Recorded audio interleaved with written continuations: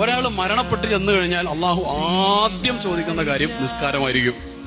അത്രമാത്രം ക്വാളിറ്റിയുള്ള സാധനമാണ് ഈ നിസ്കാരം എന്ന് പറയുന്നത്. ഏറ്റവും പ്രധാനപ്പെട്ട വിഭവം. നിസ്കാരത്തിന് വലിയൊരു പ്രത്യേകത ഉണ്ട്. എന്താണെന്നറിയോ?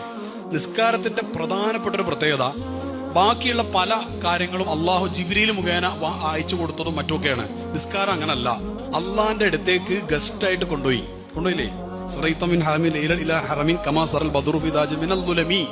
അപ്പൊ അങ്ങോട്ട് കൊണ്ടുപോയിട്ട് സമ്മാനമായിട്ട് കൊടുത്തതാണിത്. അങ്ങോട്ട് വിളിച്ചുകൊണ്ടുപോയിട്ട്, അതായത് ഈ സിദ്റത്തുൽ മുൻതഹയും കടന്നു പോയിട്ട് അപ്പുറത്ത് ചെന്നിട്ട് അള്ളാഹിനെ നേരെ കണ്ടിട്ട് അള്ളാഹിന്റെ സമക്ഷത്തിൽ നിന്ന് സമ്മാനമായിട്ട് കൊടുത്ത് പറഞ്ഞയച്ചതാണ് നിസ്കാരം. ഈ നിസ്കാരം പരമപ്രധാനമാകുന്നു. മറ്റുള്ള ഒരു കർമ്മം പോലും അല്ല. മറ്റുള്ള പല കാര്യങ്ങൾ ഒരു അർത്ഥത്തിൽ പറഞ്ഞാൽ പിന്നെ അൺകണ്ടീഷണലി നിർബന്ധമില്ല. ഹജ്ജ് നിർബന്ധമുള്ളത് അതിന് ആവതുള്ള ആൾക്കാണ്. നോമ്പ് നിർബന്ധമുള്ളത് അതിനുള്ള ആഫിയത്തുള്ള ആൾക്കാണ്.